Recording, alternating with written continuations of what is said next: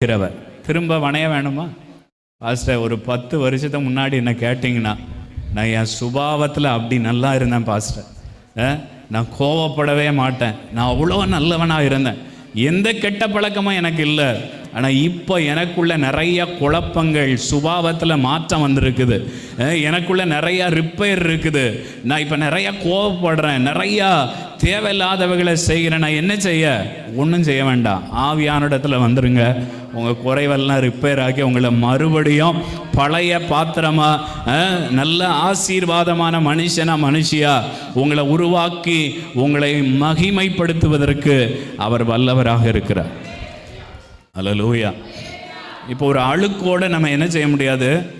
எதையும் நம்ம பயன்படுத்த முடியாது, அப்படிதானே?